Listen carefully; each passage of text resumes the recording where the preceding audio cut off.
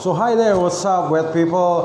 Today we're going to be talking about one type of fish that you might already have, but you haven't have them because you really need to know on how to keep them properly, and that's a good attitude. So we're going to be talking about that fish, and watch this video until the end of this video because every second is important for you to understand how to keep this fish.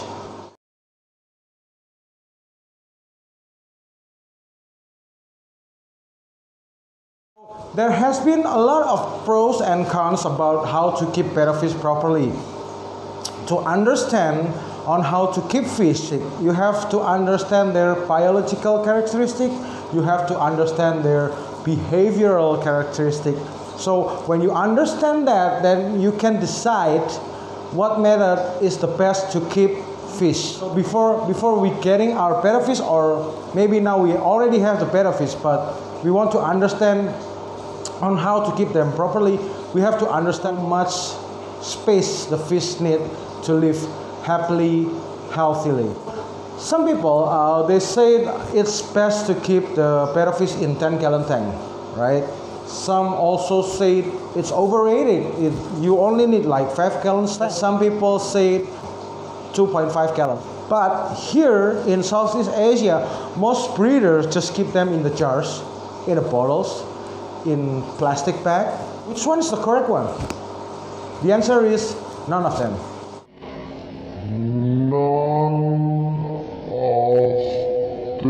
Is the exact correct size to keep a betta fish, and why? So now we want to understand the characteristic of the betta fish, the behavioral of the betta fish. We all agree and we all understand that bettas is territorial. It means they live in certain territory, in certain area that they consider as their home. So they won't go far away from that area, and they will kick out everybody who came in their area, or they just simply eat them if they are able to eat them. You know, the domestic bettas, they inherit the characteristic from their ancestor, which is the wild betta. The domestic bettas, they never been in the wild. They were bred in captivity. They were raised in captivity. However, they inherit the territorial characteristic. And that means they need the same space with the wild bettas. We go to Southeast Asia to see the nature of betta fish, the wild betta fish. You will see that they will live in the puddle, in the rice paddies, or in the forest when there's water, just small amount of water. And most of the time, the space that they need is just like 1 gallon to 1.5 gallon area. Actually, if you put the betta in very large tank, such as this 40 gallons, if you put them there, it will only like stay most of the time in the side, in his side or that side. It's just stay in one side because it's their territory. Outside of that area is not their territory. They don't feel homey outside of that area. So actually, what we need to keep a betta happy and healthy is just 1.5 gallons. Not more than that. If you do want to keep them in 2.5 gallons, that is better. Why? Because it's easier, well, it's less frequent for you to change the water because you have more space. That means the water condition will stay in good condition. Okay, so, but if you have 5 gallons, that's also be okay. But if you do have 10 gallons just for a single betta, well, it's overrated. Unless you want to keep your betta with another fish or with shrimp or with whatever that is, well, it needs a larger space because you're hosting another fish, another creatures there. It means there will be more ammonia, there will be more secretion, there will be more things to go there. That means you will need a larger space. But even if you have 10 gallons, 20 gallons, 30 gallons, 40 gallons, 100 gallons, your betta will rarely swim around because they would prefer to stay in their territory. That is why they are called territorial fish. And there's also another reason why they are doing that, why they never swim around, well, not never, rarely swim around, and they prefer to stay at their space. There's another reason which is anatomically, I can explain it to you. It is wrong to do it like the Southeast Asian breeder who keep them in a bottle, who keep them in a jar, in a very small space. It is not correct to do it at your home.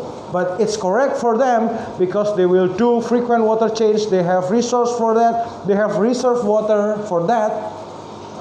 Usually we will have like let's say 1,000 or 2,000 gallon reserve water in a very large tank that we will use to change the water of our bettas in the bottle. And the reason why we are keeping in the bottle is for space efficiency, because we have like thousands of them. So it's correct for them because they have facility, they have their own schedule for that.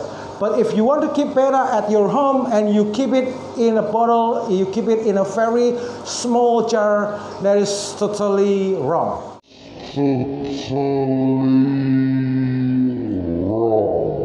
Okay, so don't do that. Never, ever, ever, ever do that approach to keep your betta. Very first note, you will need 1.5 gallon, but 2.5 gallon is better, 5 is way better, 10 gallons, is way overrated. So you don't really need 10 gallons. That's the first note. 1.5 gallon is the need. 2.5 gallon is better, 5 is way better, 10 is overrated. So you don't need that. Well, since bettas are territorial fish and they were created that way by, well, God knows the creator, we cannot change that. We have to accept that condition. The reason why they're being territorial is because their anatomy, their body anatomy, their biological characteristic. You will see first their labyrinth fish. They can take air directly from the surface of the water or from the free air on the top of the water. And then secondly, if you look at their fins and their body shape, so first we look at their body shape. The body shape, the head is like this. It's not like this, right? It's not like this, but it's like this, right? That means they will like to stay in the bottom. They need to wait in the bottom. They like to just, well, chill around there in their space.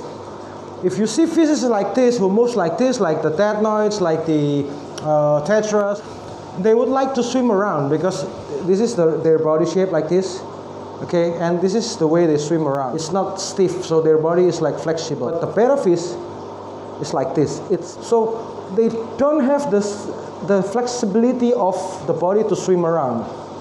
It will need more energy to move their muscles to swim. That's the first reason. And then the second thing you have to understand about betta fish is when you take a look on their tail, you take a look on their dorsal and their anal fins, the fin is like just thin tissue. It's not solid. It's not solid fin like tetras, for example, barbs. If you take a look on their fins, or goldfish, if you take a look on their fins, the bones is thick, right? And then the tissue is really is hard to, okay. But bettas are not. The tissue is really delicate and really thin. If you swap your finger in their fin, it will break like that. That means the difference between bettas and another fish, so barbs, goldfish, tetras. Bettas are never made to swim around. So according to their body shape and according to the finnage, bettas shouldn't swim around. Bettas should just like wait in their territory and attack whatever came, whether it's food or it's another fish. Whoever came to their territory, they will snap them. It tells us bettas are not supposed to swim around. It's not what they made to. Bettas are made to just chill around and just swim when they feel threatened, when they see food, or they take air to breathe. Other than that, they don't really have reason to swim around because they don't have the fin, they don't have the body for that. It will take a lot of energy for the bettas to swim around. And it leads us to the second thing that we have to understand when keeping a betta. Keep the water current very, very low. Okay, why am I saying this? Because I have seen a lot of people, they love it when their bettas swim around. They think it's healthy, but it's kind of... If you do have filters, if you do have air bubbles, that might be a problem. We do need filters. Why? Because we want to keep our water condition very good. I suggest that you're using foam filter. They do very low water currents, and then the pipe where the water comes out, try to put as much as possible on top of the water. So if this is the surface of the water, this is then the top. This is where the water came out. So it will not affect the bottom. It will not affect the water. So the water current will be on top, but the bottom of the tank will be very steady. So that's the key of using foam filter. The second thing is, if you want to use like air bubbles, it's not necessary. You can do that, not do that, because, back to the basic that bettas is a labyrinth fish. They took air from the surface, or they can breathe air in the water with very low oxygen condition. You don't really need air bubbles. But if you do want to use them, you can set them in very, very slow frequency. So like maybe 20 bubbles or 30 bubbles per minute, that would be fine. But more than that, it will create a lot of currents, and bettas don't like that. Betta will swim around because of the current that force them to swim around. However, it's not good for them. It might be good for you to see, however, it won't be good for the fish. Why? Because as I said before, they're not created to swim around. Their body wouldn't allow that. Their fins wouldn't allow that as well. So when they swim around, it uses a lot of their energy, so they're more vulnerable to any attack. For example, if there's sudden temperature change, there's bacteria, there's fungus, it will easily attack your bettas if you force them to always swim around. No matter how big is the fins, it's never been a solid fin. It's just like some tissue. And with placods as well, even though placods is like short fin, short tail, the fin is still very delicate. Even placods, they can swim around more than half moons and crown tail, but they're not supposed to be forced to swim around.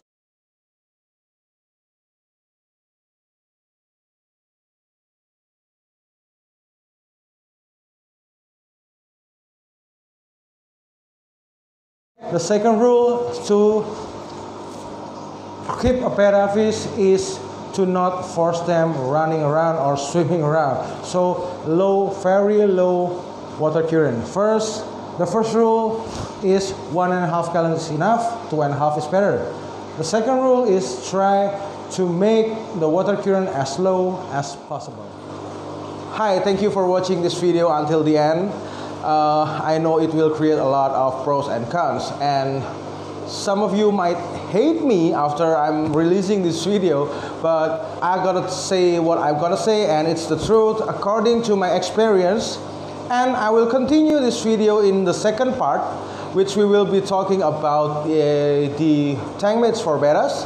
We will be talking about the water for bettas, and we will be talking about things that you will need to know on how to properly keep your bettas.